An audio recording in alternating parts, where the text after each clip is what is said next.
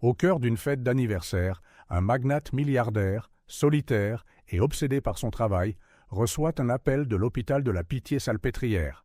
« Monsieur, venez immédiatement, vos filles viennent de naître. » Il rit d'incrédulité, jusqu'à ce que l'infirmière murmure un nom qu'il n'aurait jamais imaginé entendre à nouveau.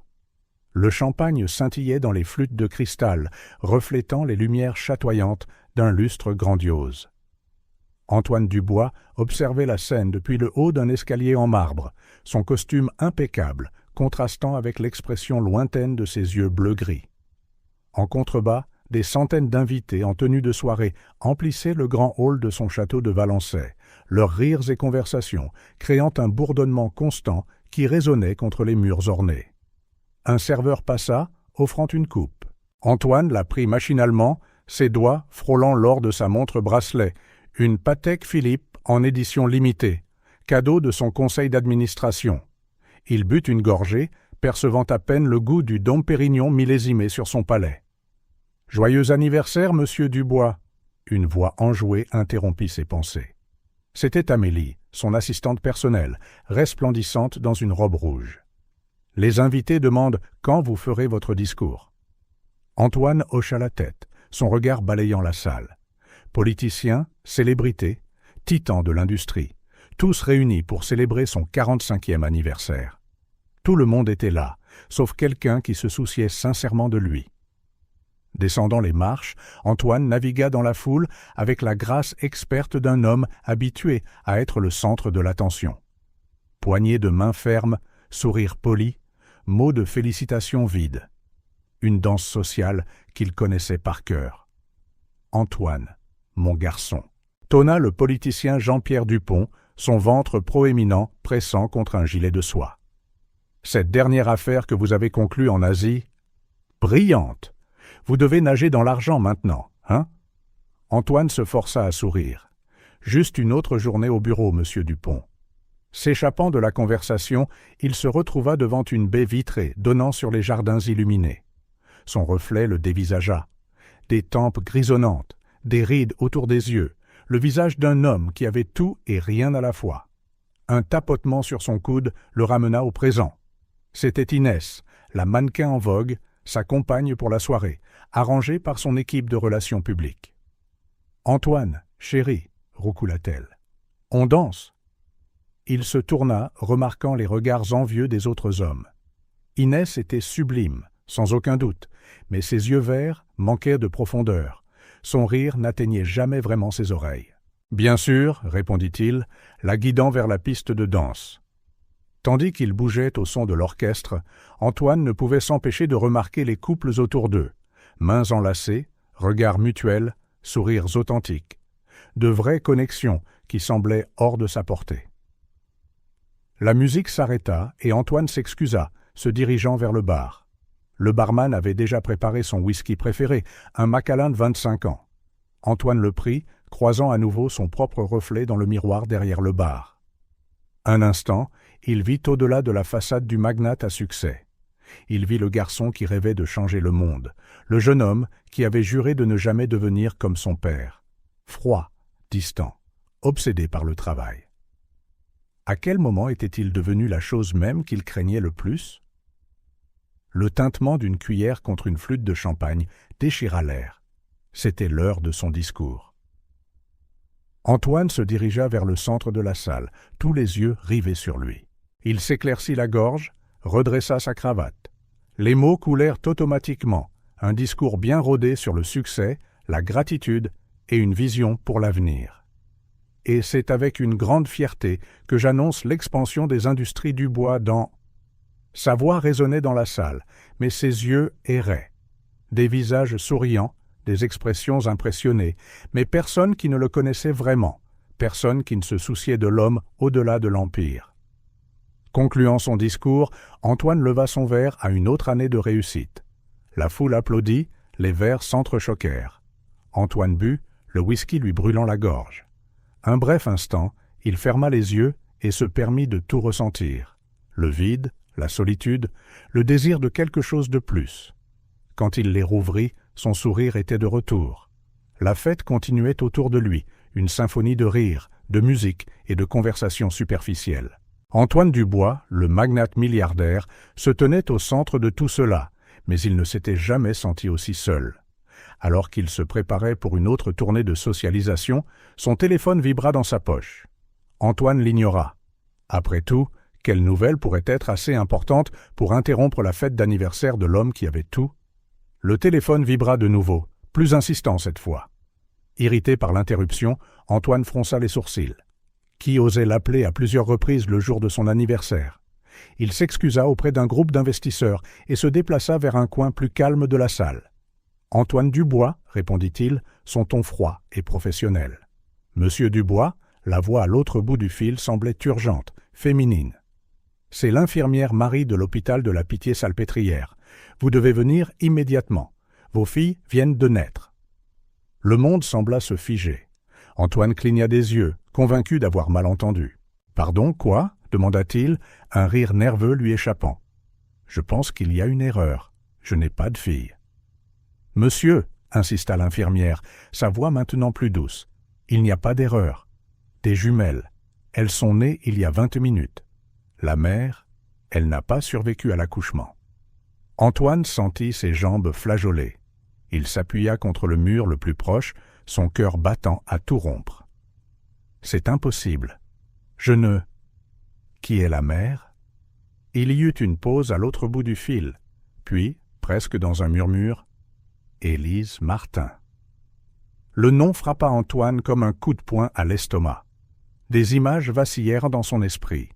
Un bar d'hôtel à Paris, des yeux verts envoûtants, des rires sous des draps de soie. « Élise » répéta-t-il, sa voix à peine un murmure. La fête animée autour de lui sembla s'évanouir. Antoine était de retour à ce moment, 9 mois plus tôt. Flashback. Le bar de l'hôtel était une oasis de calme après une journée frénétique de négociations. Antoine desserra sa cravate, commandant son whisky habituel. C'est alors qu'il la vit. Élise. Des cheveux bruns tombant en vagues douces, des yeux verts qui semblaient contenir des univers entiers. Elle sourit, et Antoine sentit quelque chose s'agiter en lui, quelque chose de longtemps endormi. Ils parlèrent pendant des heures de voyages, de rêves, de déceptions. Pour la première fois depuis des années, Antoine se sentit vivant. Quand leurs lèvres se rencontrèrent dans l'ascenseur, ce fut comme si le monde explosait en couleurs. La nuit qui suivit fut un tourbillon de passion, de rires et de promesses chuchotées. Mais au lever du soleil, elle était partie. Pas de numéro de téléphone, pas de nom de famille. Juste un mot. Merci de m'avoir fait croire à nouveau à la magie. Fin du flashback. Monsieur Dubois, êtes-vous toujours là? La voix de l'infirmière le ramena au présent. Antoine déglutit difficilement, son esprit tourbillonnant. Oui, j'arrive dès que possible. Il raccrocha, se sentant étourdi. Des filles, des jumelles. Élise. Partie. Les mots dansaient dans son esprit, refusant de prendre sens. Se déplaçant comme dans un rêve, Antoine traversa la salle. Des invités le saluèrent, des verres furent levés en son honneur, mais il n'enregistra presque rien. Son regard balaya la pièce, atterrissant sur Amélie, son assistante. « Amélie » appela-t-il, la voix rauque. « Je dois partir maintenant. » Ses yeux s'écarquillèrent d'inquiétude. « Antoine, que s'est-il passé? Tu es pâle ?» Il secoua la tête, incapable d'expliquer. « Annule tout. Dis-leur que j'ai eu une urgence familiale. » Les sourcils d'Amélie se haussèrent de surprise. Antoine ne mentionnait jamais sa famille, bien sûr. Mais il s'éloignait déjà, ignorant les regards confus et les chuchotements qui se propageaient dans la fête. Dans le hall, près de l'entrée, Antoine attrapa son manteau avec des mains tremblantes. Un autre flashback le frappa. Flashback. Élise, enroulée dans les draps, ses yeux brillants dans la pénombre de la chambre. « Quelle est ta plus grande peur, Antoine ?» demanda-t-elle, traçant des motifs sur sa poitrine. Il hésita, puis répondit avec une honnêteté surprenante. « Devenir comme mon père. » Froid, distant, plaçant le travail au-dessus de tout et de tous. Elle le regarda profondément, comme si elle pouvait voir dans son âme. « Je pense que tu as plus de cœur que tu ne le crois, Antoine Dubois. » Fin du flashback. Antoine cligna des yeux, revenant à la réalité. Son chauffeur attendait déjà à l'extérieur du château, alerté par Amélie. Alors que la voiture filait à travers les rues de la ville, Antoine luttait pour organiser ses pensées. Comment Élise avait-elle pu cacher la grossesse? Pourquoi ne l'avait-elle jamais contactée? Et maintenant, elle était partie. Le poids de la responsabilité s'abattit sur lui. Des filles. Il avait des filles. 2 bébés qui, en quelques minutes, avaient perdu leur mère et gagné un père qui ne savait même pas qu'ils existaient. La peur se mêlait à une émotion qu'il ne pouvait nommer. Regret, anticipation ou peut-être espoir. Les lumières de l'hôpital de la Pitié-Salpêtrière apparurent devant lui. Antoine prit une profonde inspiration, essayant de se préparer à ce qui l'attendait. Mais comment pouvait-on se préparer à un tel moment? En sortant de la voiture, il contempla l'imposant bâtiment. Quelque part à l'intérieur, 2 vies nouvellement venues au monde l'attendaient. 2 petites filles portant son sang, son nom, son héritage. D'un pas hésitant, Antoine entra dans l'hôpital. L'odeur antiseptique et les lumières fluorescentes le frappèrent, si différentes du cadre luxueux qu'il venait de quitter. Ici, les règles étaient différentes. Ici, l'argent et le statut ne signifiaient pas grand-chose face au miracle et à la fragilité de la vie. Au bureau d'accueil, il s'identifia, sa voix tremblant légèrement. La réceptionniste le regarda avec un mélange de reconnaissance et de compassion. 5e étage, Monsieur Dubois. Aile de la maternité. Dans l'ascenseur, Antoine fixa son reflet sur les portes en métal. L'homme qui le regardait ressemblait à un étranger. Yeux écarquillés, cheveux en désordre, cravate de travers. Où était le puissant PDG maintenant? Les portes s'ouvrirent et Antoine sortit, le couloir semblant interminable. Chaque pas le rapprochait d'une réalité qu'il ne connaissait pas 1 heure auparavant. Une infirmière s'approcha, son regard bienveillant. « Monsieur Dubois ?» Il hocha la tête, incapable de parler. « Venez avec moi, s'il vous plaît, » dit-elle doucement. En la suivant, le cœur d'Antoine battait la chamade. Le monde autour de lui semblait irréel, comme s'il pouvait se réveiller à tout moment pour découvrir que ce n'était qu'un rêve bizarre. L'infirmière s'arrêta devant une grande fenêtre. De l'autre côté se trouvait une pièce avec plusieurs couveuses. Antoine s'approcha, ses yeux balayant les petits berceaux, jusqu'à ce que... Les voilà. 2 petites silhouettes, côte à côte. Si petites, si fragiles, si parfaites. « Vos filles, monsieur Dubois », dit doucement l'infirmière. Antoine posa sa main sur la vitre, comme s'il pouvait la traverser. Une vague d'émotion déferla sur lui, quelque chose qu'il n'avait jamais ressenti auparavant. C'était comme si son cœur se dilatait, remplissant des espaces qu'il ne savait même pas vides. « Élise », murmura-t-il, pensant à la femme qui avait donné sa vie pour amener ses 2 enfants au monde. « Je suis tellement désolé. Je prendrai soin d'elle. Je le promets. » À cet instant, en regardant ses filles nouveau-nées, Antoine Dubois sut que sa vie ne serait plus jamais la même.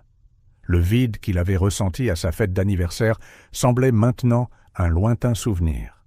Un nouveau chapitre était sur le point de commencer. Un chapitre de défis, de peur et, il l'espérait, d'amour inconditionnel. Antoine resta immobile devant la fenêtre de la maternité, les yeux fixés sur les 2 petites silhouettes de l'autre côté. Le monde autour de lui semblait ralentir, les bruits de l'hôpital s'estompant en un bourdonnement lointain. « Monsieur Dubois ?» La douce voix de l'infirmière le ramena à la réalité. « Le docteur voudrait vous parler. » Il hocha la tête machinalement, incapable de détacher son regard des jumelles. Ses filles. Le mot résonnait dans son esprit, à la fois étrange et profondément marquant. Le docteur Philippe, un homme d'âge mûr aux yeux compatissants, l'attendait dans un petit bureau. Antoine s'assit, ses jambes soudainement faibles.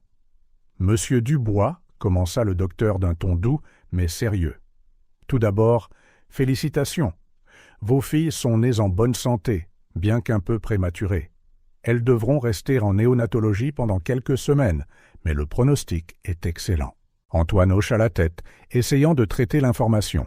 « Et Élise » demanda-t-il, la voix à peine plus haute qu'un murmure. Le docteur Philippe baissa les yeux. « Je suis désolé, monsieur Dubois. Nous avons fait tout ce que nous pouvions, mais il y a eu des complications lors de l'accouchement. Mademoiselle Martin n'a pas survécu. » La nouvelle frappa Antoine comme un coup. Élise, morte. La femme qu'il connaissait à peine, mais qui avait changé sa vie en une nuit, était partie pour toujours. « Comment est-ce arrivé ?» demanda Antoine, la voix tremblante. Le docteur expliqua une hémorragie postpartum et d'autres complications, mais les mots parvenaient à peine à Antoine. À la place, des flashs de la nuit qu'ils avaient repassée ensemble remplissaient ses pensées. Flashback. Élise, renversant la tête en arrière, en riant de quelque chose qu'il avait dit. L'étincelle dans ses yeux, quand elle parlait de ses rêves de parcourir le monde. La douceur de sa peau sous ses doigts. Fin du flashback. Monsieur Dubois, la voix du docteur Philippe le ramena à lui. Il y a quelques questions que nous devons aborder. Antoine se redressa sur sa chaise, essayant de retrouver son sang-froid. Oui, bien sûr. Les filles auront besoin de soins dans les semaines à venir, et il y a la question des actes de naissance, de la documentation. La réalité commença à s'imposer. Il n'était pas seulement un père maintenant, il était un père célibataire de jumelles prématurées. Je ne sais rien des bébés, admit Antoine, la panique s'insinuant dans sa voix. Le docteur Philippe lui offrit un sourire rassurant. Aucun nouveau parent ne sait, monsieur Dubois, mais nous avons une excellente équipe ici pour vous guider. Et pour la paperasse. Antoine hocha la tête, son esprit tourbillonnant. Documents, registres, preuves de paternité. La presse allait s'en donner à cœur joie. « Je ferai tout ce qui est nécessaire », dit-il fermement, se surprenant lui-même par la conviction dans sa voix. Après d'autres conseils, Antoine se retrouva de nouveau dans le couloir de la maternité. Ses pas le ramenèrent à la fenêtre de la néonatologie. Les jumelles étaient là, petites et parfaites dans leur couveuse. Une infirmière s'approcha, souriant gentiment. « Voulez-vous les rencontrer, monsieur Dubois ?» Antoine hésita un instant, puis hocha la tête. Après avoir enfilé une blouse stérile, il fut guidé dans le service de néonatologie. Le bip doux des moniteurs et l'odeur antiseptique emplissaient l'air. S'arrêtant entre les deux couveuses, Antoine regarda ses filles pour la première fois sans la barrière de verre. Elles étaient si petites, si fragiles. Les fils et les capteurs semblaient les écraser, et pourtant elles étaient les plus belles créatures qu'il ait jamais vues. « Elles sont identiques », dit doucement l'infirmière, mais celle-ci, elle montra le bébé de gauche, a une petite marque de naissance derrière l'oreille. Antoine se pencha, remarquant la minuscule marque en forme de croissant. Sans réfléchir, il tendit la main, ses doigts effleurant doucement la joue du bébé.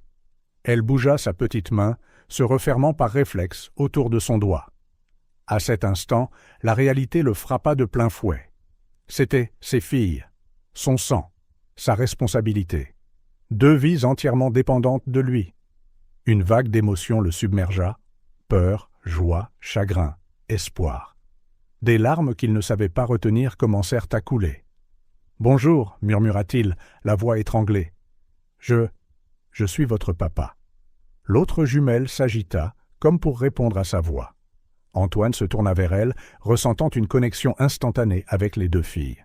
« Elles auront besoin de noms, » ajouta doucement l'infirmière. « Des noms. » Antoine cligna des yeux, réalisant qu'il n'y avait pas pensé. Il avait à peine eu le temps de digérer le fait qu'il était père, encore moins de nommer ses enfants. « Je ne sais pas, » admit-il. Peut-être qu'Élise avait quelque chose en tête. La mention d'Élise amena une nouvelle vague d'émotions. Comment avait-elle pu garder ce secret? Pourquoi ne l'avait-elle pas contacté? Et maintenant, elle était partie, le laissant avec 1000 questions sans réponse et 2 vies à élever. En regardant les jumelles, Antoine se retrouva aux prises avec des questions qu'il n'aurait jamais imaginées. Quel genre de père serait-il? Comment équilibrerait-il sa vie professionnelle avec la paternité? Et surtout, comment élèverait-il ses filles sans leur mère? La peur de la responsabilité se heurtait à un sentiment croissant de protection et d'amour. Ces petites créatures, innocentes, vulnérables, dépendaient de lui maintenant. L'idée était terrifiante et en même temps étrangement libératrice. « Monsieur Dubois, l'interrompit l'infirmière, nous devons faire quelques tests de routine. Pourquoi ne prendriez-vous pas un peu de repos? Vous pourrez revenir les voir dans quelques heures. » À contre-cœur, Antoine hocha la tête.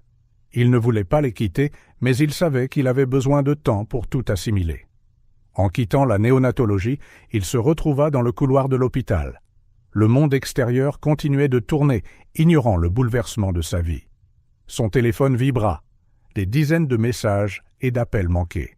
Son ancienne vie l'appelait. Mais alors qu'il se dirigeait vers la sortie, Antoine sut que plus rien ne serait pareil.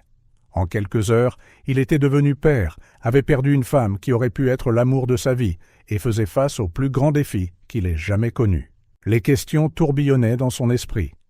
Comment Élise avait-elle gardé la grossesse secrète? Pourquoi ne l'avait-elle jamais contactée? Que lui réservait l'avenir, à lui et à ses filles? Pourtant, au milieu des doutes et des peurs, une certitude se forma dans le cœur d'Antoine Dubois. Il ferait tout ce qui était en son pouvoir pour être le père que ses filles méritaient. L'homme qu'Élise, dans leur brève rencontre, avait entrevu qu'il pouvait être. En quittant l'hôpital, Antoine sut qu'il laissait derrière lui non seulement le lieu où ses filles étaient nées, mais aussi l'homme qu'il était. Un nouveau chapitre commençait, rempli de défis, de mystères et, il l'espérait, d'amour inconditionnel. Antoine s'enfonça dans le siège en cuir de sa voiture, physiquement et émotionnellement épuisé. Alors que le chauffeur naviguait dans les rues nocturnes, son esprit retourna à cette nuit, 9 mois plus tôt. Flashback. L'hôtel parisien était une oasis de luxe et de tranquillité. Antoine redressa sa cravate en sortant de la salle de conférence après une longue journée de négociations. Sa tête battait au rythme des chiffres, des contrats et des promesses d'expansion mondiale. Il envisagea brièvement de commander un service en chambre, mais quelque chose, peut-être l'ennui, peut-être la solitude, l'attira plutôt vers le bar de l'hôtel. L'atmosphère était sophistiquée, éclairée par des lumières douces dansant sur le bois sombre et les surfaces métalliques polies. C'est alors qu'il la vit. Elle était assise seule au bar, une robe bleu marine épousant sa silhouette. Ses longs doigts élégants jouaient distraitement avec le bord d'un verre de vin rouge. Il y avait quelque chose chez elle, une aura mystérieuse qui capta immédiatement l'attention d'Antoine. Sans réfléchir, il s'approcha d'elle. « Cette place est-elle prise ?» demanda Antoine, indiquant le tabouret vide à côté d'elle. Elle leva les yeux, et Antoine eut l'impression d'être frappé par la foudre. C'étaient les yeux les plus verts, les plus intenses qu'il ait jamais vus, encadrés par de longs cils et un sourcil arqué de curiosité. « Ça dépend, » répondit-elle, un léger sourire étirant ses lèvres. « Êtes-vous assez intéressant pour l'occuper ?» Antoine rit, surpris et intrigué par sa réponse audacieuse. « Antoine Dubois, » se présenta-t-il en tendant la main, « et je promets d'être au moins marginalement intéressant. »« Élise, » répondit-elle en lui serrant la main. Le contact envoya un frisson le long de l'échine d'Antoine. Juste Élise. Les heures suivantes passèrent dans un flou de conversation, de rires et d'une alchimie indéniable. Élise était énigmatique, refusant de révéler grand-chose de sa vie personnelle, mais fascinante dans chaque mot qu'elle prononçait. Elle parlait d'art, de philosophie et de lieux lointains, avec une passion qu'Antoine rencontrait rarement dans son monde d'affaires froide et calculé. « Quel est votre plus grand rêve, Antoine Dubois ?» demanda Élise à un moment donné, ses yeux verts le transperçant comme si elle pouvait voir son âme. Antoine hésita. Dans toute autre situation, il aurait donné une réponse scénarisée sur l'expansion de ses affaires ou l'innovation technologique. Mais quelque chose chez Élise lui donnait envie d'être authentique. « Honnêtement, je ne suis plus sûr, admit-il. J'ai passé si longtemps à courir après le succès que j'ai oublié de définir ce que je veux vraiment. » Élise sourit, un sourire qui semblait contenir 1000 secrets. Parfois, nous devons nous perdre pour nous retrouver vraiment. La tension entre eux était palpable, électrique. Quand Élise suggéra de monter dans sa chambre, il n'y eut aucune hésitation. Les portes de l'ascenseur s'étaient à peine fermées qu'ils étaient dans les bras l'un de l'autre. Le baiser était intense, passionné, comme si tous deux essayaient d'étancher une soif qu'ils ne savaient pas avoir. Dans la chambre, les vêtements furent jetés à la hâte. Antoine se retrouva à explorer chaque centimètre du corps d'Élise, mémorisant chaque courbe, chaque son qu'elle faisait. C'était plus qu'un désir physique, c'était une connexion qu'il n'avait jamais expérimentée. Plus tard, enchevêtrée dans des draps froissés, Élise traça paresseusement des motifs sur la poitrine d'Antoine. « Tu sais, murmura-t-elle, je pense qu'il y a plus en toi qu'un simple magnate des affaires, Antoine Dubois. » Il la rapprocha, sentant la chaleur de son corps contre le sien. « Et il y a plus en toi que tu ne veux le révéler, Élise, sans nom de famille. » Elle rit d'un son musical et mystérieux. « Peut-être que c'est mieux comme ça. Gardons le mystère. » Ils parlèrent jusqu'à l'aube, partageant des histoires, des rêves et des peurs. Antoine se sentit plus vivant, plus lui-même qu'il ne l'avait été depuis des années. Quand ils s'endormirent enfin, les premiers rayons du soleil perçaient déjà à travers les rideaux. Antoine se réveilla quelques heures plus tard, se sentant frais malgré le peu de sommeil. Mais l'autre côté du lit était froid et vide. « Élise » appela-t-il en s'asseyant. Pas de réponse. Se levant, Antoine fit le tour de la pièce. Il n'y avait aucun signe d'elle ou de ses affaires. C'était comme si la nuit précédente n'avait été qu'un rêve éclatant. C'est alors qu'il remarqua un morceau de papier plié sur la table de chevet. Le cœur battant, il l'ouvrit. « Antoine, merci pour une nuit que je n'oublierai jamais. Tu m'as fait croire à nouveau à la magie. Souviens-toi, parfois nous devons nous perdre pour nous retrouver vraiment. » Antoine relut la note plusieurs fois, un mélange d'émotions l'inondant. Déception qu'elle soit partie, gratitude pour la nuit qu'ils avaient partagée, et un étrange sentiment que quelque chose de fondamental avait changé en lui. Fin du flashback. De retour dans le présent, Antoine se retrouva à regarder la ville par la fenêtre de la voiture. Les semaines qui suivirent cette nuit avaient été un tourbillon d'émotions et d'actions désespérées. Il avait fouillé l'hôtel pour toute information sur Élise, mais elle semblait s'être volatilisée. Pas de traces de départ, aucune caméra de sécurité ne capturant son départ. Antoine engagea des enquêteurs privés, utilisa ses contacts professionnels, mais Élise resta un fantôme. Une femme sans nom de famille, sans passé, sans futur. Juste une nuit magique gravée dans sa mémoire. Au fil du temps, la recherche effrénée laissa place à une acceptation réticente. Peut-être qu'Élise avait raison. Peut-être que le mystère faisait partie de la magie. Mais maintenant, 9 mois plus tard, tout avait changé. Élise n'était pas seulement le souvenir doux amer d'une nuit de passion. Elle était la mère de ses filles. Une femme qui avait porté 2 vies pendant 9 mois, affronté l'accouchement seule et quitté ce monde en laissant derrière elle un héritage qu'Antoine pouvait à peine comprendre. La voiture s'arrêta devant le château d'Antoine. En sortant, il contempla l'imposante structure qui avait toujours été son refuge et son symbole de succès. Maintenant, elle semblait étrangement vide et inadéquate. En entrant, Antoine se demanda comment une seule nuit, une seule rencontre, pouvait si profondément altérer le cours d'une vie entière. Élise était entrée dans son monde comme une comète, brillante et fugace, laissant derrière elle une traînée de lumière et 2 petites vies qui dépendaient maintenant entièrement de lui. Ces mots résonnaient dans son esprit. Parfois, nous devons nous perdre pour nous retrouver vraiment. Antoine Dubois, le magnate des affaires qui avait toujours un plan, se retrouvait maintenant complètement perdu. Et peut-être, pensa-t-il en ouvrant sa porte d'entrée, était-ce exactement là où il devait être pour enfin se retrouver. Le matin arriva bien trop vite pour Antoine. Il avait à peine fermé les yeux, son esprit un maelstrom de pensées et d'émotions. Le son perçant du téléphone le tira d'un sommeil agité. Monsieur Dubois, la voix tendue d'Amélie, parvint à travers le combiné. Les avocats et l'équipe de relations publiques attendent dans la salle de conférence. La presse, eh bien, ils deviennent fous. Antoine soupira, passant une main sur son visage fatigué. J'arrive dans 20 minutes. S'habillant machinalement, il se demanda comment sa vie avait basculé en moins de 24 heures. Père de jumelles. Les mots sonnaient encore étrangers dans son esprit. La salle de conférence était bondée quand il arriva.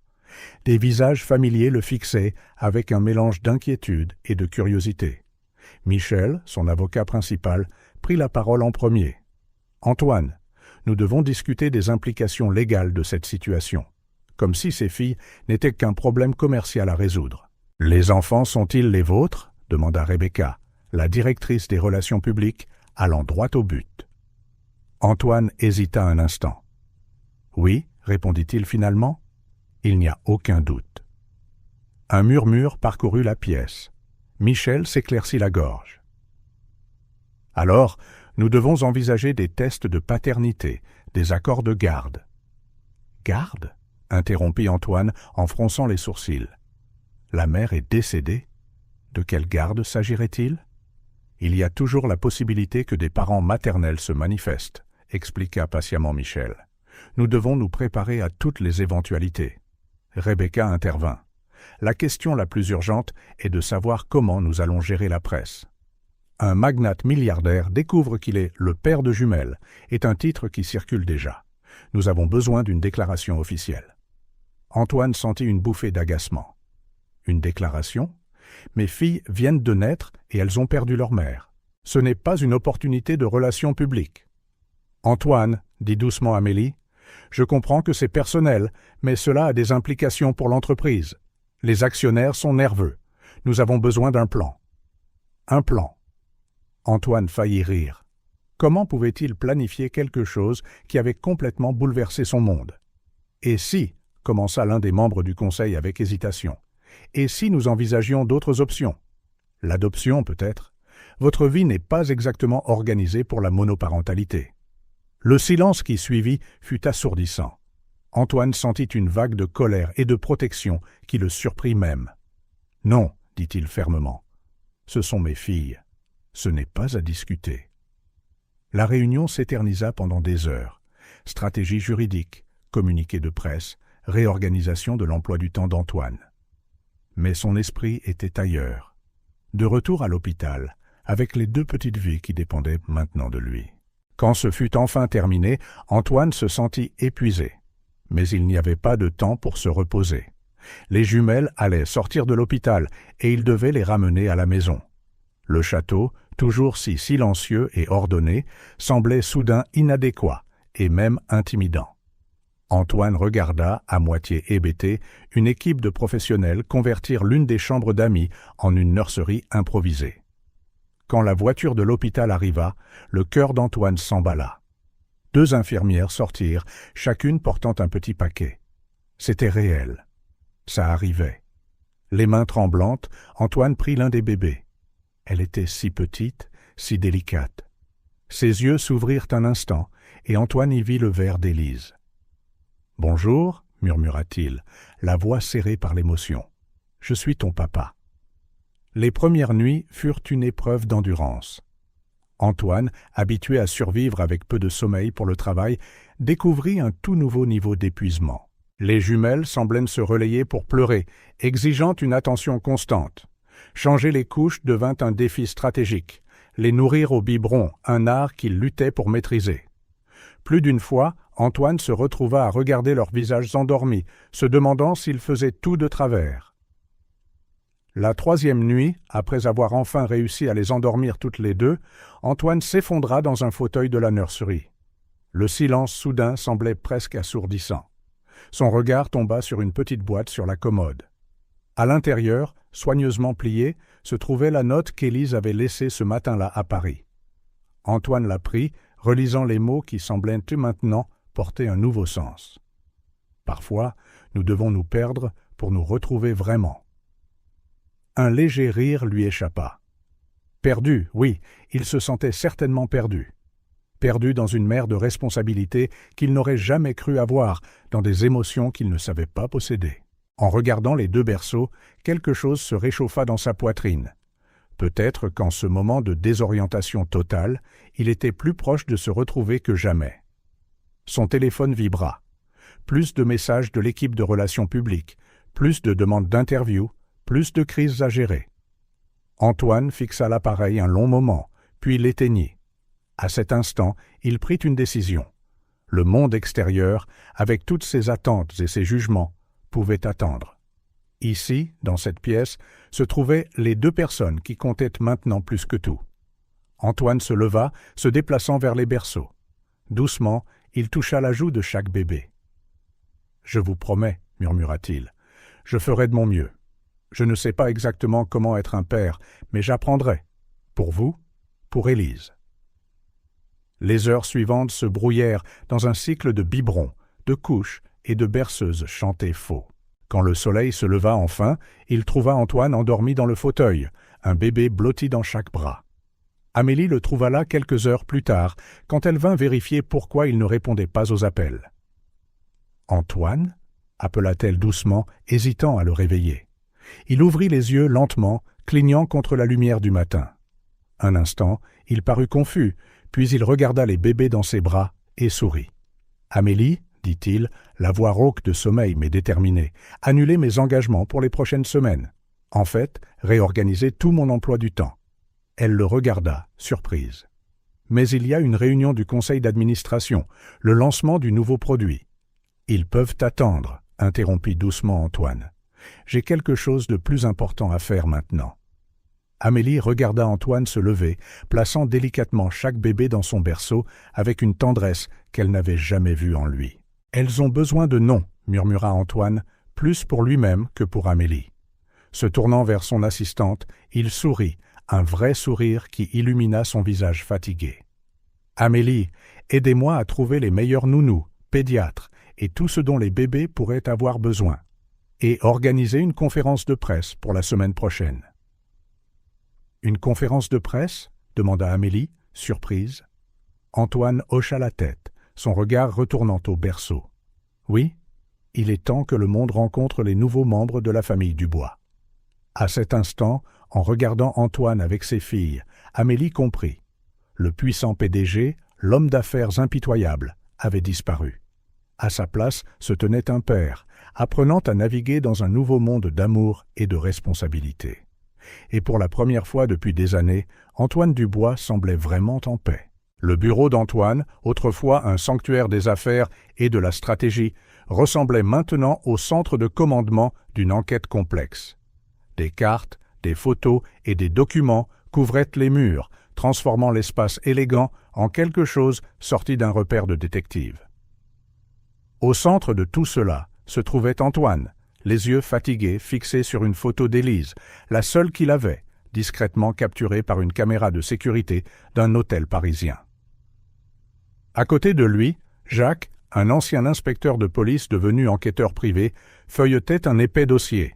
« Monsieur Dubois, » commença Jacques de sa voix rauque, « nous avons quelques pistes, mais Élise Martin pourrait tout aussi bien être un fantôme. » Antoine soupira, passant une main dans ses cheveux en désordre. « Dites-moi ce que nous avons. » Jacques ouvrit une carte sur la table. « Après Paris, nous avons tracé des mouvements de carte de crédit jusqu'à la Côte d'Azur, puis Bordeaux. La piste se refroidit pendant quelques semaines, puis réapparaît à Avignon. »« Ça n'a pas de sens, » marmonna Antoine. « Pourquoi tous ces déplacements ?»« Il y a plus, » continua Jacques. « À chaque endroit, elle utilisait un nom différent.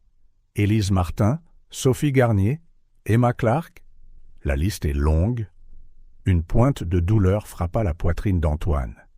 Qui était cette femme qui avait capturé son cœur cette nuit-là à Paris ? « Nous devons visiter ces endroits, » décida Antoine, sa voix ferme. « Peut-être que nous trouverons quelqu'un qui la connaissait, qui peut nous donner plus d'informations ?» Jacques hocha la tête, bien que son visage montrât du scepticisme. « Nous avons déjà une équipe sur le terrain, mais votre présence pourrait ouvrir des portes normalement fermées. » Dans les semaines qui suivirent, Antoine se lança dans un voyage effréné à travers la France. Sur la Côte d'Azur, il arpenta les plages où Élise avait été, montrant sa photo aux vendeurs ambulants et au personnel des hôtels. « Ah oui !» s'exclama un vieux vendeur de beignets. La jeune femme aux yeux verts. Elle passait des heures assise ici, à regarder la mer. On aurait dit qu'elle portait tout le poids du monde sur ses épaules. Dans un café de Bordeaux, une serveuse se souvint d'elle. Sophie, bien sûr. Elle venait tous les jours, commandant toujours un thé au gingembre. Elle disait que ça l'aidait avec ses nausées matinales. Je pensais qu'elle était enceinte, mais je n'ai jamais demandé. Chaque petit renseignement était comme une pièce de puzzle. Plus Antoine en apprenait sur Élise, moins il la comprenait. À Avignon, sa recherche le mena à une petite galerie d'art. Le propriétaire âgé, aux yeux bienveillants, reconnut immédiatement la photo. « Emma » soupira-t-il, « une artiste talentueuse. Elle était restée ici quelques semaines, à peindre. Ses œuvres étaient intenses, pleines d'émotions. » Antoine regarda autour de lui, plein d'espoir. « Y a-t-il encore de ces peintures ici ?» L'homme secoua tristement la tête. « Elle les a toutes emportées en partant. Elle a dit qu'elles étaient trop personnelles pour être vendues. » Frustré, Antoine quitta la galerie.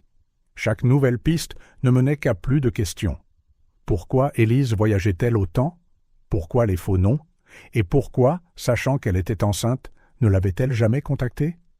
De retour à son hôtel à Avignon, Antoine reçut un appel d'Amélie. « Les jumelles vont bien », l'assura-t-elle avant qu'il ne puisse demander. « Mais Antoine, combien de temps cela peut-il durer? L'entreprise a besoin de vous. Les filles ont besoin de vous. » Antoine ferma les yeux, sentant le poids de ses responsabilités. « Je sais, Amélie.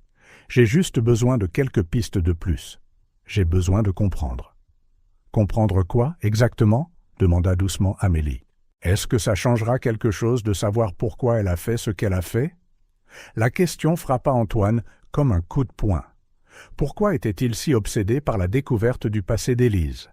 Les réponses la ramèneraient-elles? Changerait-elle le fait qu'il était maintenant père de 2 filles qui avaient besoin de lui? Cette nuit-là, incapable de dormir, Antoine examina toutes les informations qu'ils avaient recueillies. Élise, ou quel que soit son vrai nom, semblait être en voyage. Fuyait-elle quelque chose ou cherchait-elle quelque chose? Un détail attira son attention. Dans chaque ville qu'elle visitait, elle laissait une marque artistique. Un croquis pour un vendeur sur la Côte d'Azur, une petite aquarelle pour la serveuse à Bordeaux, les peintures à Avignon. Avec une inspiration soudaine, Antoine attrapa son téléphone.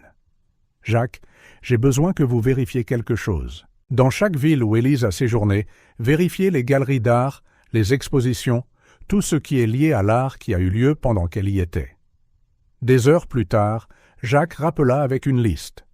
En effet, dans chaque ville, il y avait eu des événements artistiques coïncidant avec la présence d'Élise. « C'est intéressant, » commenta Jacques, « mais ça ne nous en dit pas beaucoup sur qui elle était vraiment. » Antoine, cependant, sentit qu'il était enfin sur une piste. Élise était une artiste, sinon professionnellement, du moins par passion. C'était au cœur de qui elle était. Se souvenant de cette nuit à Paris, Antoine se rappela comment ses yeux s'illuminaient quand elle parlait d'art et de beauté, comment elle voyait le monde d'une manière que lui, enchaîné au monde de l'entreprise, pouvait à peine comprendre.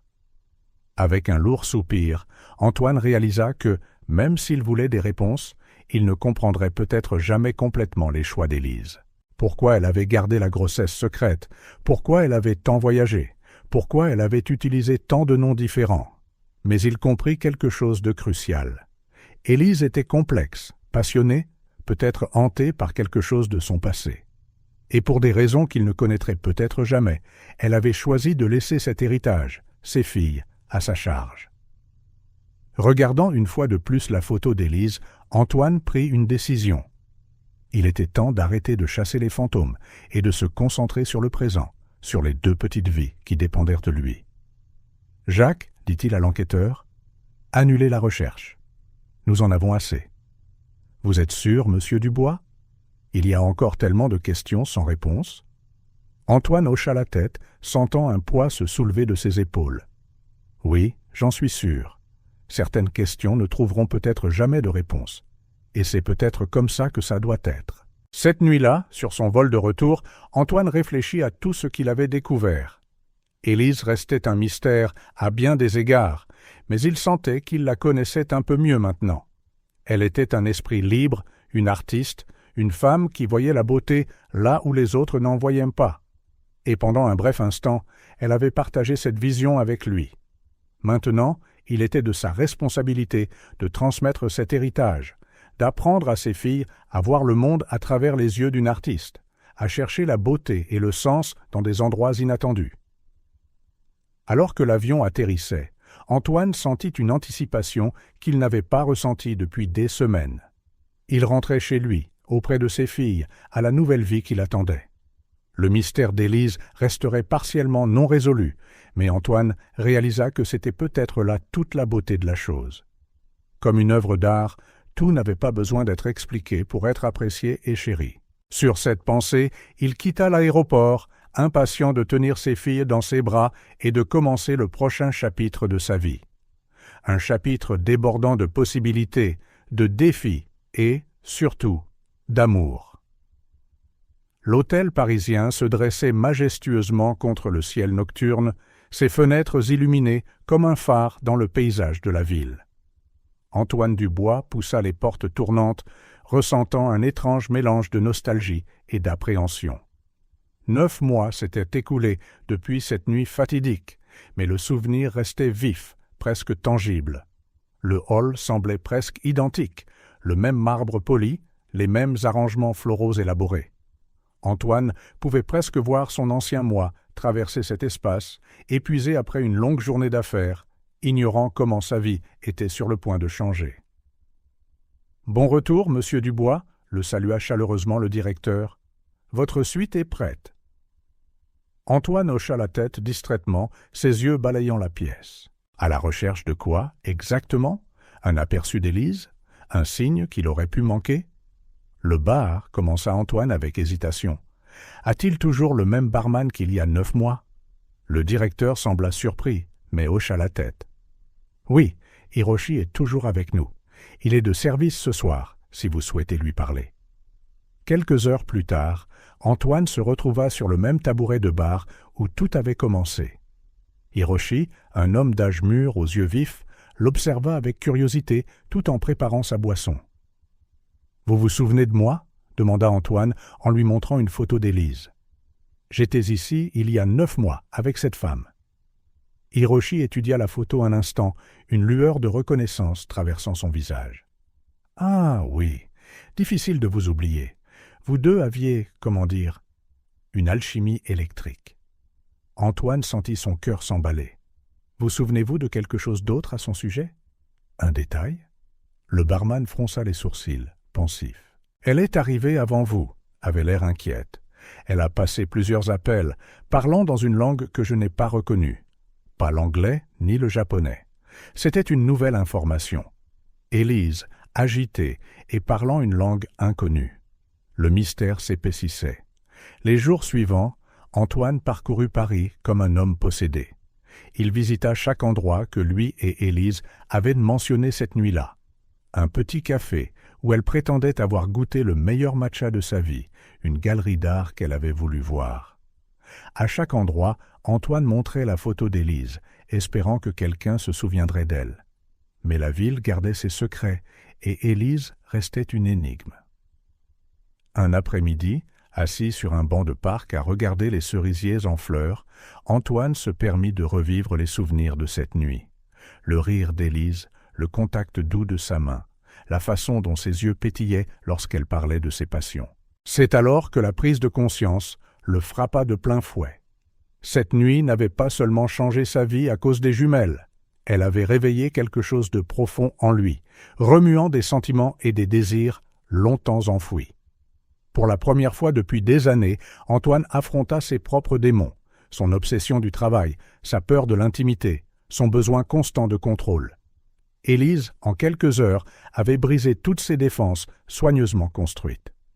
« Qu'est-ce que tu m'as fait, Élise ?» murmura-t-il à la brise, ressentant un mélange de gratitude et de douleur. De retour à l'hôtel, Antoine se préparait à une autre nuit sans réponse quand son téléphone sonna.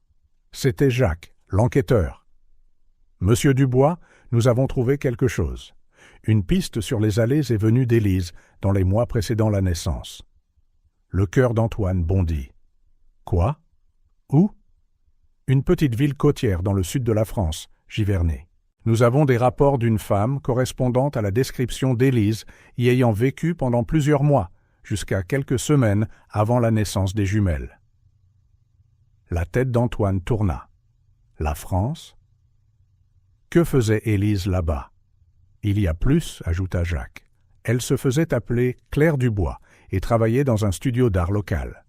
Antoine ferma les yeux, absorbant l'information. Claire Dubois. Un autre nom à ajouter à la liste des identités d'Élise.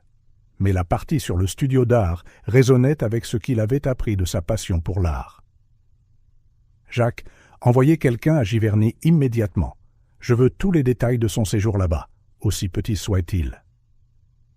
Après avoir raccroché, Antoine se tint à la fenêtre de sa suite, fixant les lumières de Paris. La ville, qui avait été témoin du début de cette histoire, semblait maintenant lui offrir un nouveau chemin. Il pensa aux jumelles qui l'attendaient chez lui, à la façon dont leur vie était à jamais liée à cette femme mystérieuse qui avait touché son âme en une seule nuit. La recherche d'Élise était devenue plus qu'une simple quête de réponse. C'était un voyage de découverte de soi, une confrontation avec son passé et un pont vers son avenir. Reprenant son téléphone, Antoine passa un appel. « Amélie, j'ai besoin que vous arrangiez quelque chose. Je vais en France. » Alors qu'il se préparait pour cette prochaine étape de sa recherche, Antoine réfléchit à la façon dont une seule rencontre pouvait changer le cours d'une vie entière. Élise était entrée dans son monde comme une comète, brillante et brève, laissant derrière elle une traînée de questions et 2 vies précieuses. Maintenant, avec cette nouvelle piste, Antoine se sentait plus proche que jamais de percer le mystère d'Élise. Plus important encore, il se sentait plus proche de se comprendre lui-même et l'homme qu'il voulait devenir pour ses filles. Avec un dernier regard sur la ville qui avait été le témoin du début de tout, Antoine fit une promesse silencieuse à Élise, à ses filles et à lui-même. Il trouverait les réponses qu'il cherchait, quel qu'en soit le coût. Et peut-être, en chemin, apprendrait-il enfin à embrasser la beauté inattendue qui peut naître des moments les plus improbables. Un cri aigu déchira le silence de l'aube, tirant Antoine d'un sommeil léger. Il se leva automatiquement, les yeux encore lourds, et se dirigea vers le berceau. Lily, la jumelle avec la petite marque de naissance derrière l'oreille, s'agitait sans repos. « Chut, c'est bon, princesse », murmura Antoine en la soulevant doucement. L'odeur de poudre pour bébé et de lait l'entourait, si différente des arômes de cuir et de café de ses nuits de travail. En préparant le biberon avec une dextérité nouvelle, Antoine réfléchit à quel point sa vie avait radicalement changé au cours des dernières semaines. Le puissant PDG, qui passait autrefois ses nuits à conclure des contrats de plusieurs millions de dollars, se retrouvait maintenant à apprendre la différence entre les couches de taille 1 et de taille 2. Lily se calma dès qu'elle sentit la tétine du biberon, ses petits doigts s'enroulant instinctivement autour de ceux d'Antoine. Il sourit, s'émerveillant de la perfection du petit être dans ses bras. De l'autre berceau, Rose commença à s'agiter, comme si elle sentait l'absence de sa sœur. Elle ouvrit les yeux, rencontrant le regard d'Antoine. « Salut, petite » murmura-t-il, en se penchant pour caresser sa joue potelée. À sa surprise et à sa grande joie, Rose répondit par un sourire somnolent, son premier vrai sourire. Le cœur d'Antoine s'envola. De tous les triomphes professionnels qu'il avait jamais connus, aucun ne se comparait à la joie pure de ce simple moment. Les semaines qui suivirent furent une montagne russe d'émotions et de découvertes.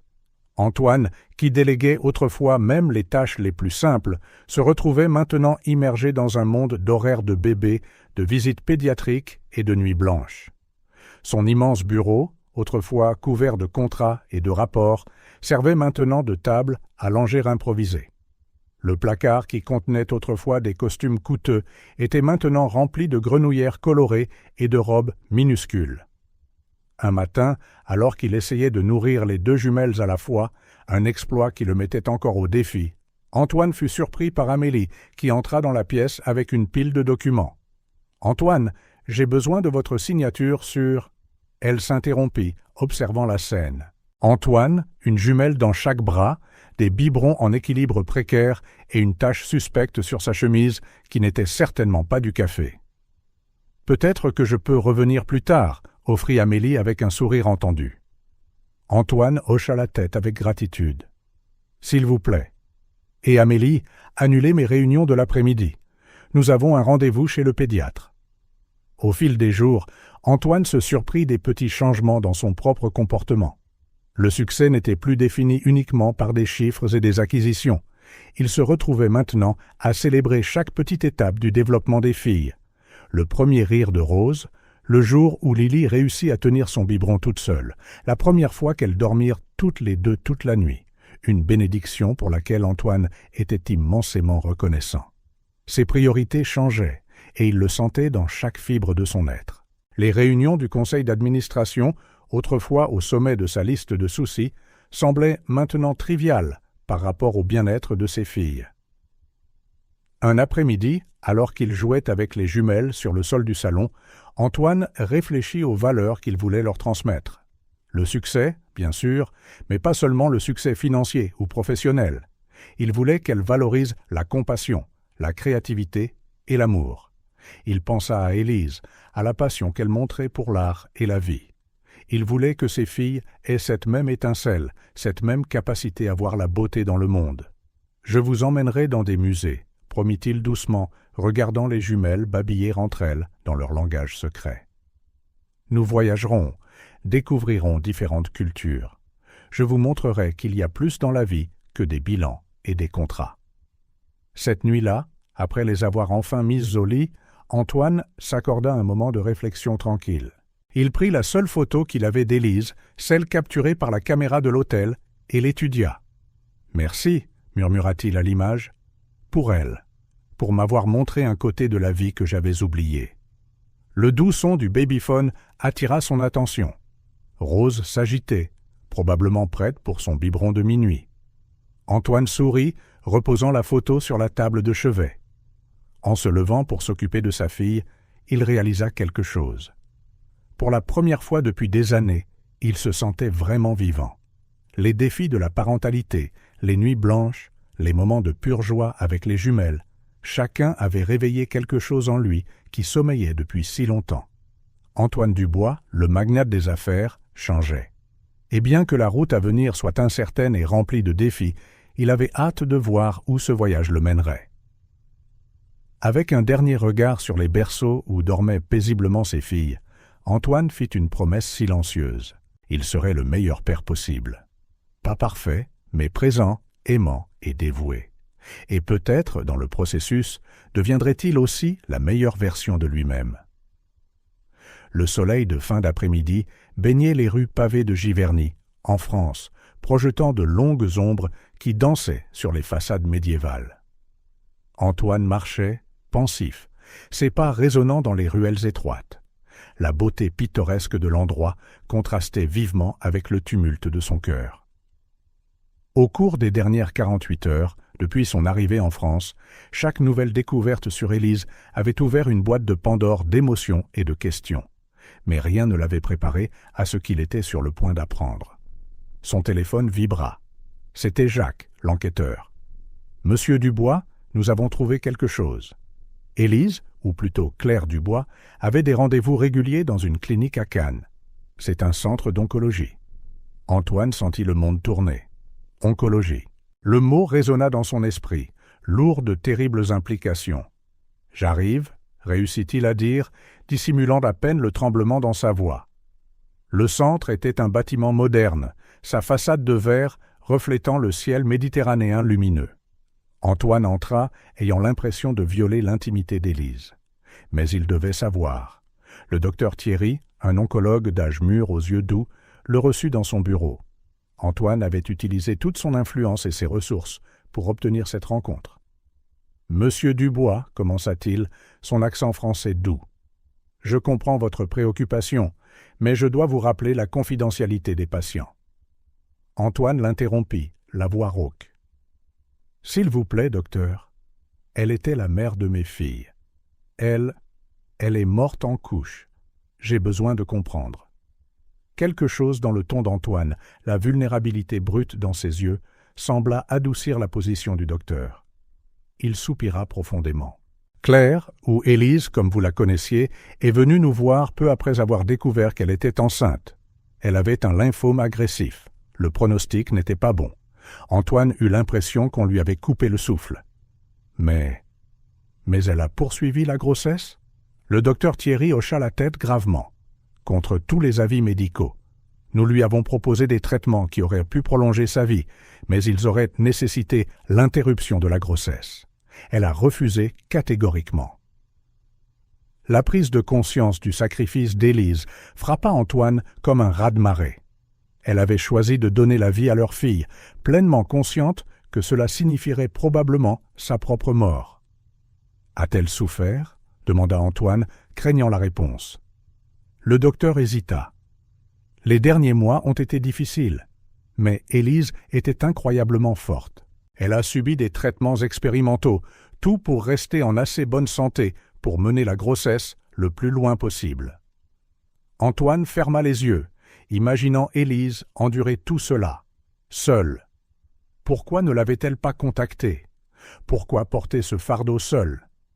Comme s'il lisait dans ses pensées, le docteur Thierry continua. « Elle a parlé de vous, vous savez? Pas par votre nom, mais elle a mentionné le père des enfants. Elle a dit que c'était un homme bon qui donnerait aux filles la vie qu'elle ne pourrait pas leur donner. » Des larmes qu'Antoine n'avait pas réalisé retenir coulaient librement. J'aurais été à ses côtés. J'aurais fait n'importe quoi. Le docteur posa une main réconfortante sur son épaule. Elle le savait. Mais Élise, elle était extraordinaire. Elle a dit qu'elle ne voulait pas que vous la voyiez comme ça, qu'elle voulait que vous vous souveniez d'elle telle qu'elle était, cette nuit-là à Paris. Après la rencontre, Antoine erra sans but dans les rues de Cannes, son esprit un tourbillon d'émotions. Finalement, il se retrouva sur une plage déserte, les vagues un doux contraste avec la tempête dans son cœur. Il sortit son téléphone, regardant la photo de ses jumelles en fond d'écran. Lily et Rose. Si petite, si précieuse. Le dernier cadeau d'Élise. Les doigts tremblants, il composa le numéro d'Amélie. « Antoine, tout va bien ?» La voix inquiète de son assistante parvint. « Amélie, commença-t-il, la voix rude. « J'ai besoin que vous fassiez quelque chose pour moi. Trouvez le meilleur spécialiste du lymphome au monde. Je veux faire un don substantiel à la recherche. Et contacter les organisations qui soutiennent les mères célibataires atteintes de cancer. Je veux aider. » Il y eut une pause à l'autre bout du fil. Quand Amélie parla à nouveau, sa voix était épaisse d'émotion. « Considérez que c'est fait, Antoine. Et les filles vous manquent, elles vous réclament. » Antoine sourit à travers ses larmes. « Dites-leur que papa rentre à la maison. J'ai des histoires à leur raconter sur leur mère. » Cette nuit-là, dans sa chambre d'hôtel, Antoine se permit de pleurer vraiment pour la première fois depuis que tout avait commencé. Il pleura pour Élise, son courage, son sacrifice. Il pleura pour ses filles, qui ne connaîtraient jamais la femme extraordinaire qui les avait mises au monde. Et il pleura pour lui-même, pour le temps perdu, les questions non posées et les choix non faits. Mais au milieu de la douleur, une détermination prit racine. Élise avait tout donné pour leur fille. C'était maintenant à son tour d'honorer ce sacrifice. Sortant une feuille de papier, Antoine commença à écrire. Pas un contrat ou une note de service, mais une lettre. Une lettre à Lily et Rose, racontant l'histoire de leur mère. Une femme courageuse qui trouvait la beauté dans le monde, qui aimait profondément et qui fit le choix le plus désintéressé que l'on puisse faire. Au fur et à mesure que les mots coulaient, Antoine sentit un changement en lui.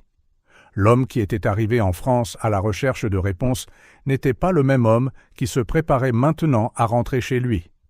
Il avait été transformé par la vérité, par le sacrifice d'Élise, par son amour inconditionnel.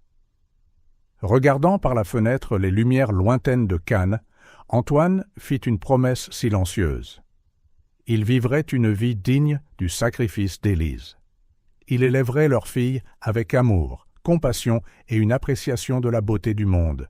Et par-dessus tout, il s'assurerait que l'héritage d'Élise, son amour, son courage, son art, vivent à travers Lily et Rose. Avec un profond soupir, Antoine ferma les yeux, se sentant plus en paix qu'il ne l'avait été depuis longtemps. Demain, il rentrerait chez lui, auprès de ses filles, prêt à embrasser son rôle de père et de gardien de la mémoire d'Élise. L'avenir était incertain, mais une chose était claire. L'amour d'Élise, aussi bref fût-il, avait tout changé. Et Antoine était déterminé à honorer cet amour chaque jour pour le reste de sa vie.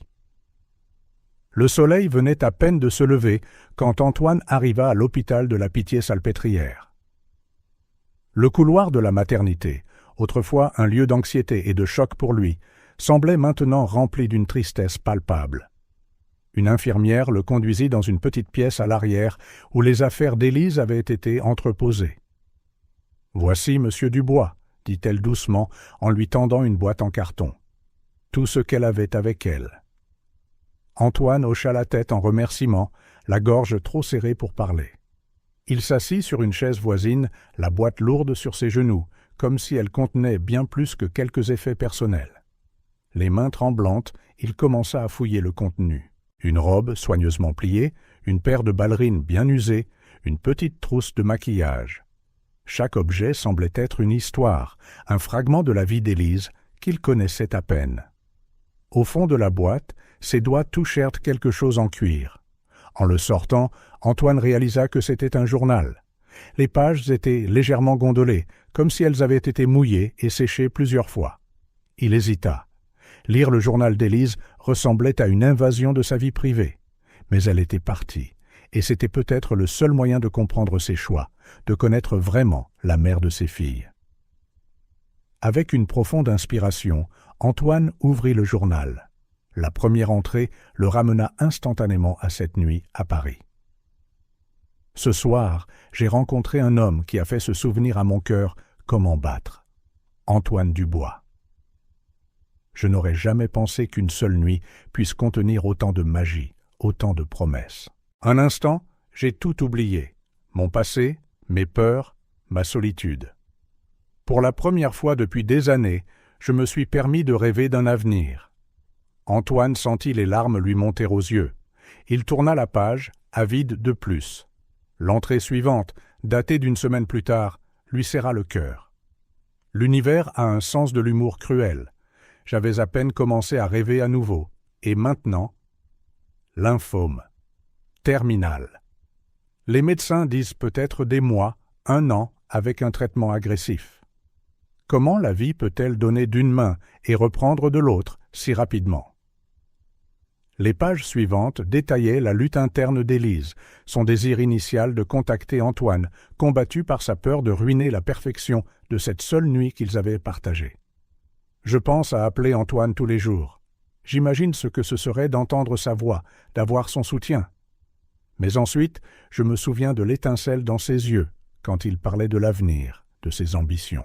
Comment puis-je faire irruption dans sa vie juste pour lui annoncer mon départ imminent? Antoine dut s'arrêter, les mains tremblant si fort qu'il faillit laisser tomber le journal. Il voulait crier, remonter le temps, dire à Élise qu'il aurait été là, quoi qu'il arrive. Il continua à lire, atteignant le moment qui avait tout changé. Enceinte, de jumelles. L'univers a vraiment un sens de l'humour unique. Juste au moment où j'apprends que ma vie se termine, on me donne la chance de créer la vie.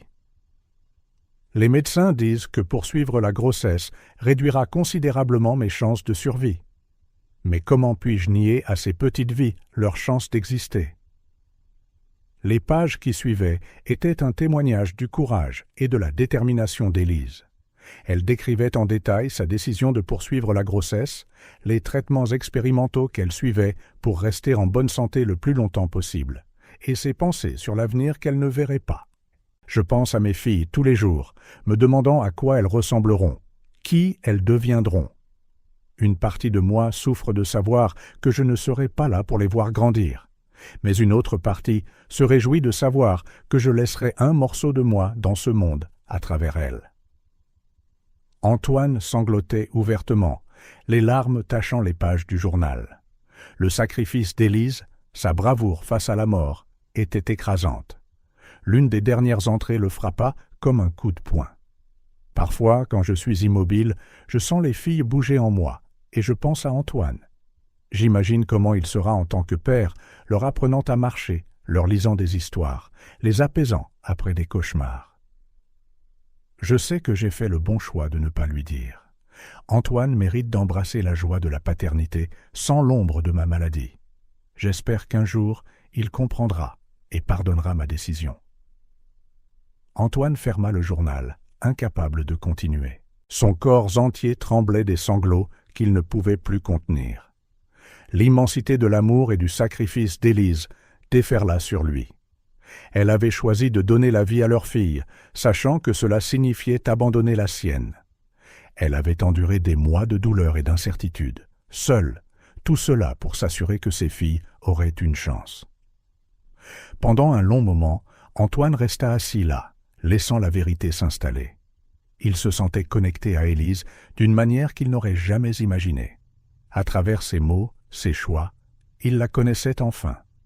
Pas seulement comme la femme mystérieuse d'une nuit magique, mais comme une personne d'un courage, d'un amour et d'un sacrifice immense. Lentement, Antoine se leva, tenant le journal contre sa poitrine, comme si c'était la chose la plus précieuse au monde. À bien des égards, ça l'était. C'était l'histoire d'amour d'Élise pour ses filles, un témoignage de sa force et son dernier cadeau à Antoine, la chance de la connaître vraiment. En quittant l'hôpital, Antoine eut l'impression de sortir d'un rêve. Le monde extérieur semblait le même. Les gens se dépêchaient, les voitures remplissèrent les rues, mais tout semblait altéré. Sa perspective, son cœur, son avenir, tout avait changé de manière irrévocable. Il posa la boîte des affaires d'Élise sur le siège passager de sa voiture, plaçant soigneusement le journal sur le dessus. En démarrant le moteur, il y jeta un dernier coup d'œil. Il se sentait à la fois brisé et entier, accablé par son sacrifice, et pourtant élevé par son amour inébranlable. Roulant dans le trafic matinal, Antoine rejouait des passages du journal d'Élise dans son esprit. Sa bravoure à mener la grossesse, sa solitude face à la maladie en phase terminale, son espoir qu'il pardonnerait un jour, son choix. Les larmes brouillèrent sa vision, mais une nouvelle détermination prit forme en lui. Se garant devant son château, il regarda l'imposante structure dont il était autrefois si fier. Aujourd'hui, elle semblait froide. Aucune somme d'argent ou symbole de succès ne pouvait le réconforter. Seules 2 petites âmes à l'intérieur pouvaient lui apporter le réconfort dont il avait besoin. L'épuisement pesait sur lui alors qu'il franchissait le seuil. Pourtant, sous la fatigue, un sentiment de mission brûlait. Il porta la boîte jusqu'à sa chambre, la posant doucement sur une table. Puis il se dirigea directement vers la nurserie. Le soleil commençait à peine à teinter le ciel d'orange et de rose alors qu'il entrait. Les couloirs du château, autrefois silencieux, semblaient maintenant plus chaleureux, transformés par la présence des 2 petits êtres qui avaient bouleversé le monde d'Antoine. Amélie le rencontra à la porte, l'inquiétude gravée sur ses traits. « Elles se sont réveillées il y a quelques heures et viennent de se rendormir, chuchota-t-elle. « Antoine, ça va ?» Sans parler, Antoine se dirigea vers les berceaux. Lily et Rose dormaient paisiblement, leur visage délicat calme, ignorant la tempête qui faisait rage dans son cœur.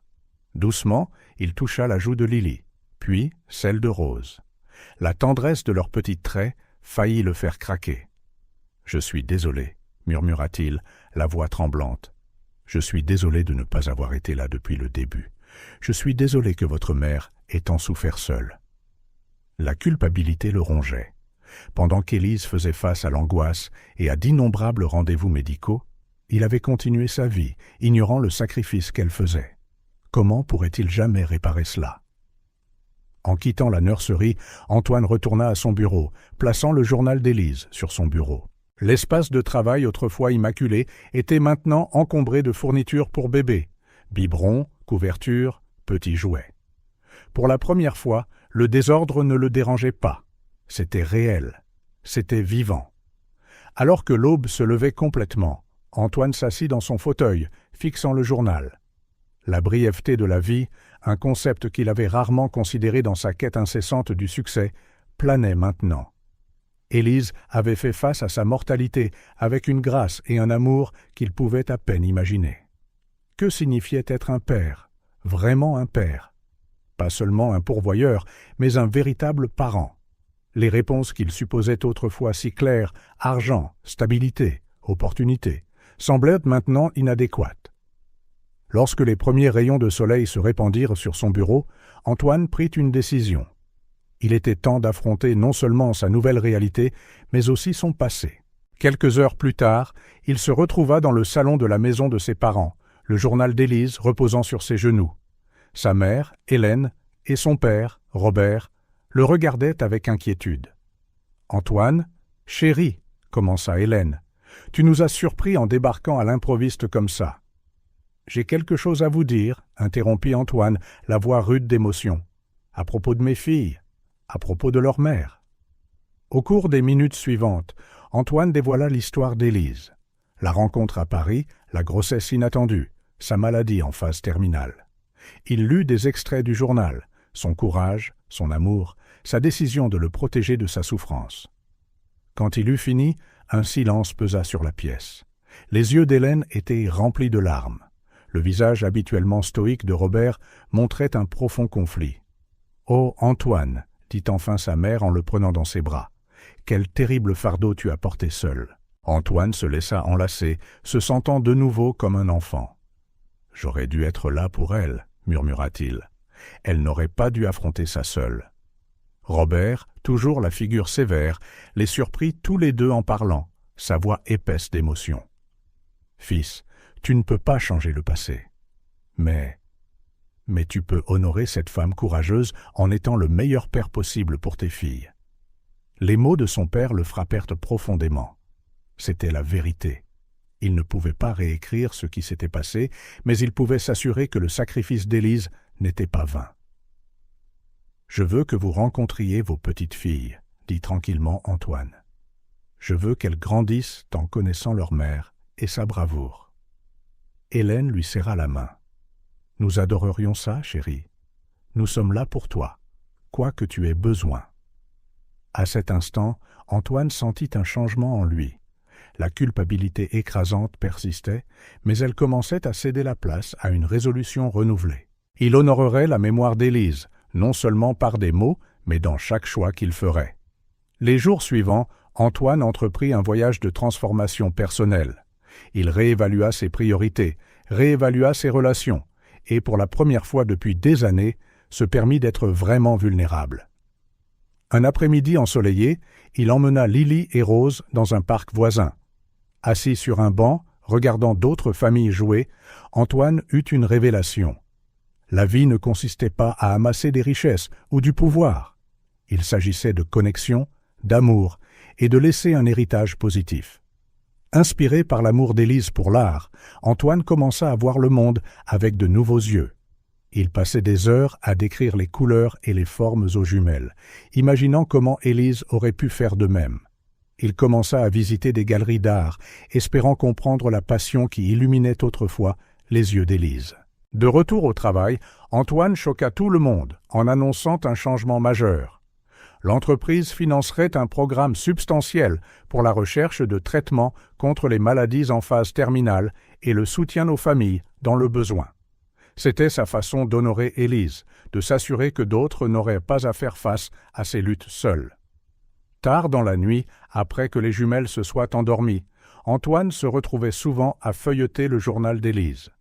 Chaque mot lui rappelait son amour inébranlable pour leur fille et la détermination féroce avec laquelle elle s'était battue pour leur donner la vie. Chaque lecture le rapprochait d'elle et renforçait sa résolution. Un mois après avoir découvert le journal d'Élise, Antoine organisa une petite cérémonie dans son jardin. Amis proches, famille et même quelques-uns des médecins qui avaient aidé à soigner Élise s'y rassemblèrent. Sous un ciel d'été clair, Antoine partagea son histoire, célébrant sa vie et l'héritage qu'elle avait laissé. Élise nous a appris l'amour inconditionnel et le courage face à l'impossible, dit Antoine, la voix tremblante d'émotion. À travers Lily et Rose, son esprit continue de vivre, et à travers nos actions, nous pouvons honorer le sacrifice qu'elle a fait. À la fin de la cérémonie, Antoine planta 2 jeunes arbres dans le jardin, un pour Lily et un pour Rose. À côté d'eux, une simple plaque portait les mots d'Élise. Parfois, nous devons nous perdre pour nous retrouver vraiment. Alors que les invités commençaient à partir, Antoine s'attarda, regardant le soleil plonger sous l'horizon. Il savait que le chemin à venir ne serait pas facile. Être un père célibataire, pleurer une femme qu'il n'avait jamais vraiment eu la chance de connaître, jongler avec les responsabilités professionnelles, tout cela continuerait à le mettre au défi. Mais pour la première fois depuis ce qui semblait une éternité, Antoine se sentait vraiment vivant. Il s'était perdu, oui, mais en se perdant, il trouvait quelque chose de bien plus significatif. Avec Lily et Rose à ses côtés, portant l'esprit d'Élise, il se sentait prêt à affronter tout ce qui viendrait. Avec un dernier regard sur les arbres nouvellement plantés, Antoine murmura « Merci, Élise, pour tout ».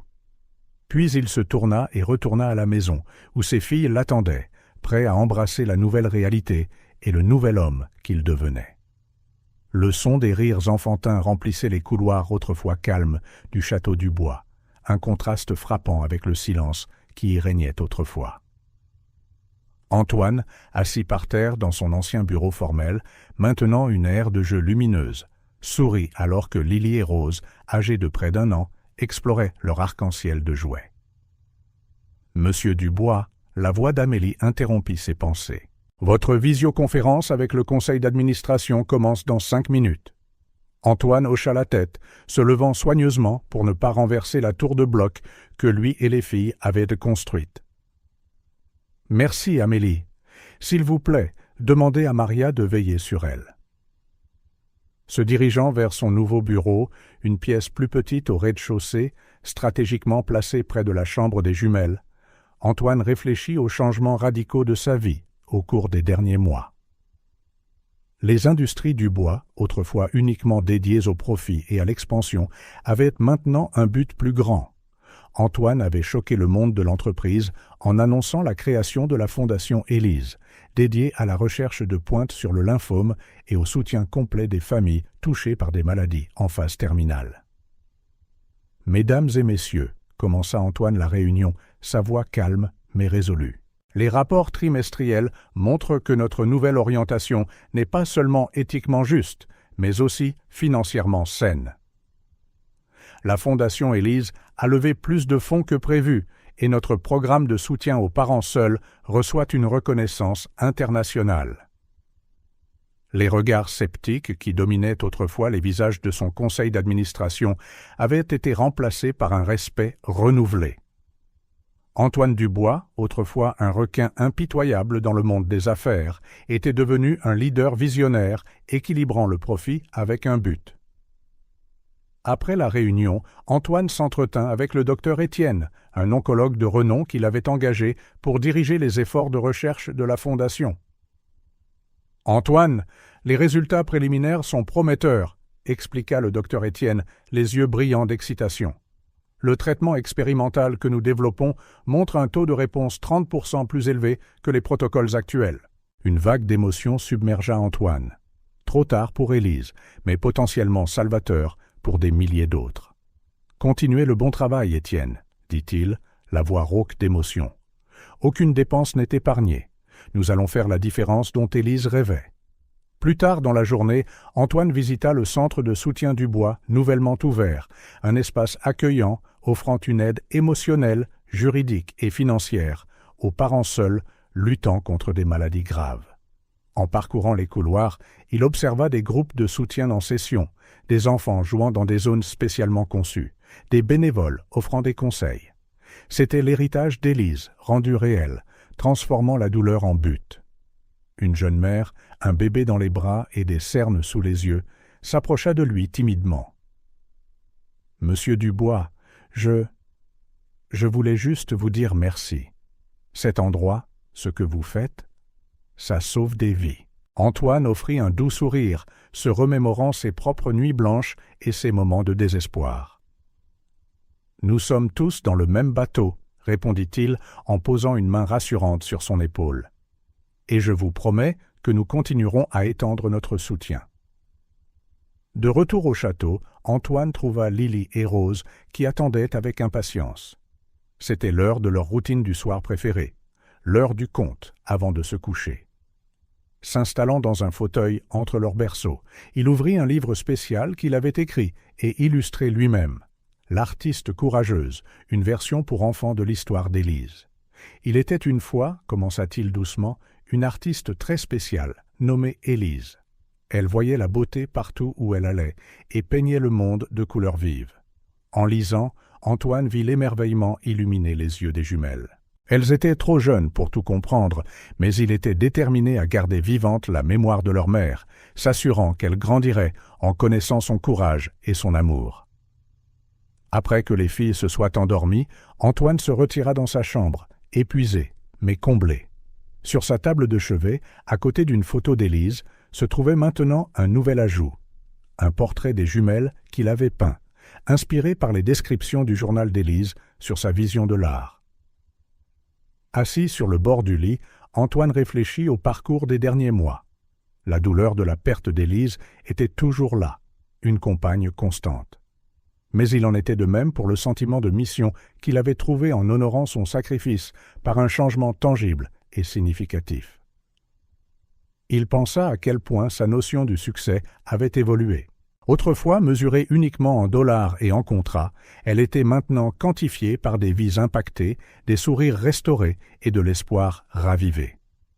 Prenant sa tablette, Antoine examina les plans de la prochaine initiative de la Fondation Élise, un programme de bourse pour de jeunes artistes prometteurs issus de communautés mal desservies. C'était sa façon de célébrer la passion d'Élise pour l'art et de s'assurer que d'autres pourraient exprimer leur créativité. En peaufinant les détails du programme, il se surprit à sourire. Il pouvait presque sentir la présence d'Élise, son excitation pour ce projet qui mariait l'art et l'impact social. Aux petites heures du matin, il ne travaillait plus. Au lieu de cela, il était dans un petit studio d'art qu'il avait installé, un pinceau à la main, créant une nouvelle peinture. Encore inachevée, elle représentait deux petites filles marchant main dans la main vers un horizon radieux. Derrière elles, comme une gardienne, se tenait la silhouette faible et aimante d'une femme. Lorsque la première lueur de l'aube filtra par la fenêtre, Antoine posa son pinceau. Dans quelques heures, Lily et Rose seraient réveillées, prêtes pour une autre journée de découverte et d'amour. Ils seraient là, présents à chaque instant, alimentés par l'amour qu'Élise avait laissé derrière elle. Regardant la peinture inachevée, Antoine ressentit un sentiment de paix qu'il n'avait pas connu depuis des années. Sa vie avait été reconstruite, avait reçu un nouveau sens, et bien que des défis subsistent, il était certain d'être sur la bonne voie. Jetant un coup d'œil au portrait d'Élise, il murmura « J'espère que tu es fier. Nous poursuivrons ton héritage, un jour à la fois. » Sur ce, il se prépara pour une autre journée, non seulement en tant que PDG ou philanthrope, mais principalement en tant que père, engagé à créer un monde meilleur pour ses filles et pour tous ceux qu'Élise aurait voulu aider. Le jardin du château du Bois était en fête. Des ballons colorés flottaient dans la douce brise d'été et l'air était rempli des joyeux bavardages d'enfants et d'adultes. Au centre se tenait un grand gâteau orné de 6 bougies, attendant le grand moment. Antoine Dubois, arborant maintenant quelques mèches argentées aux tempes, examinait la scène avec un sourire serein. 5 ans s'étaient écoulés depuis la nuit qui avait tout changé. Papa, papa. Lily et Rose coururent vers lui, leurs robes de fête flottant derrière elles. « On peut ouvrir les cadeaux maintenant ?» Antoine s'accroupit, les rassemblant dans ses bras.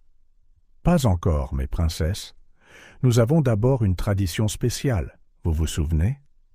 Les jumelles hochèrent la tête, les yeux brillants d'anticipation. Antoine les guida vers un coin tranquille du jardin, où 3 chaises se trouvaient à l'ombre d'un arbre robuste, les mêmes arbres qu'il avait plantés en mémoire d'Élise des années auparavant. « Aujourd'hui, commença Antoine, sa voix douce mais ferme, « je veux vous en dire plus sur votre mère, Élise. » Les filles s'installèrent, une de chaque côté de lui. Antoine ouvrit un album photo qu'il avait soigneusement compilé au fil des ans, des instantanés d'Élise qu'il avait réussi à collecter, ainsi que des peintures et des croquis inspirés des histoires qu'il avait découvertes. « Votre maman était la personne la plus courageuse que j'ai jamais rencontrée, » continua Antoine en tournant lentement les pages. Elle aimait l'art et voyait la beauté partout où elle allait. « Comme nous !» s'exclama fièrement Rose, montrant déjà une passion précoce pour la peinture. Antoine sourit, lui caressant les cheveux. « Exactement comme vous, et elle vous aimait plus que tout au monde, tellement que... » Il fit une pause, choisissant ses mots avec soin. Comment expliquer le sacrifice d'Élise à des enfants de 6 ans? « Elle était très malade, continua-t-il doucement, mais elle a décidé de vous mettre au monde quand même, même si cela signifiait qu'elle ne pourrait pas rester ici avec nous. Lily, toujours la plus sensible des deux, fronça les sourcils. Elle ne voulait pas rester avec nous? Oh, ma chérie, dit Antoine en la serrant dans ses bras. Elle le voulait plus que tout. Mais parfois, l'amour signifie faire des choix très difficiles. Votre mère a choisi de vous donner à toutes les deux la chance de vivre et de grandir, d'être les filles merveilleuses que vous êtes aujourd'hui. Les jumelles restèrent silencieuses un instant, absorbant ces mots. Puis Rose parla, sa petite voix déterminée. « Alors, on doit bien vivre, n'est-ce pas, papa ?» Pour rendre maman fière. Les larmes piquèrent les yeux d'Antoine. « Oui, mon amour, c'est exactement ça. » Ils passèrent quelques minutes de plus à parcourir l'album, Antoine partageant des histoires et des souvenirs. Quand ils eurent terminé, les filles le serrèrent fort dans leurs bras avant de retourner en courant à la fête, leurs jeunes esprits déjà recentrés sur l'amusement. Antoine les regarda partir, le cœur débordant d'amour et de gratitude. La douleur de la perte d'Élise ne s'estomperait jamais complètement, mais elle avait évolué en quelque chose de significatif, quelque chose qui lui donnait un but. De retour à la fête, Antoine fut accueilli par le docteur Étienne, maintenant directeur de la Fondation Élise. « Antoine, dit-il avec un sourire excité, je viens d'avoir la nouvelle. Notre nouveau traitement a été approuvé.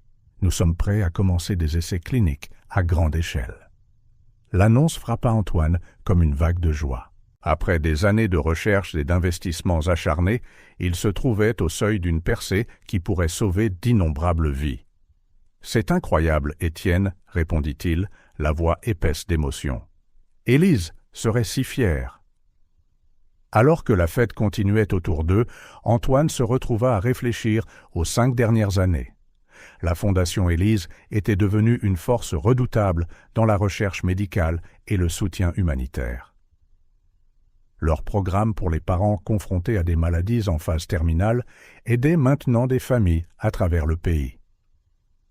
Les industries du bois, sous sa nouvelle direction axée sur la responsabilité sociale, étaient plus fortes que jamais. Antoine avait prouvé que le succès en affaires pouvait être équilibré avec un but plus élevé. Mais son plus grand triomphe se tenait juste devant lui, sous la forme de Lily et Rose. Elles étaient le centre de son univers, sa raison de lutter pour plus de compassion et de compréhension. Chaque jour avec elle était une nouvelle aventure, un rappel constant de l'amour et du sacrifice d'Élise. Équilibrer tout n'était pas toujours facile. Il y avait des nuits où Antoine se sentait dépassé, tiraillé entre les exigences de sa carrière, de la philanthropie et de la paternité. Mais dans ces moments-là, il se souvenait des mots d'Élise. L'amour est la force la plus puissante qui soit. Il nous guide, nous soutient et nous donne le courage d'affronter l'impossible. Alors que le soleil commençait à se coucher, baignant le jardin d'une lueur dorée, il était temps d'allumer les bougies. Antoine les alluma, souriant aux visages excités de Lily et Rose. « Faites un vœu, mes chéris, murmura-t-il. Tandis que tout le monde chantait « Joyeux anniversaire », les filles fermèrent les yeux très fort en se concentrant avant de souffler les bougies ensemble. Les applaudissements éclatèrent, mais Antoine les entendit à peine par-dessus l'élan d'amour dans son cœur. Plus tard, après la fin de la fête, et que les filles furent couchées, épuisées mais heureuses, Antoine retourna dehors. Il se promena jusqu'aux arbres qu'il avait plantés des années auparavant, maintenant grands et forts.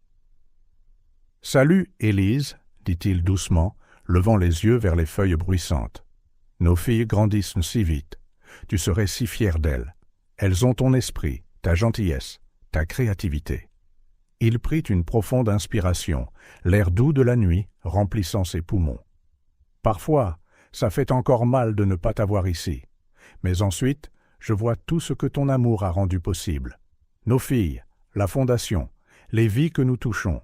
Et je sais que tu es avec nous, d'une certaine manière. » Une légère brise agita les feuilles, murmurant en réponse. Antoine sourit, une paix profonde s'installant en lui.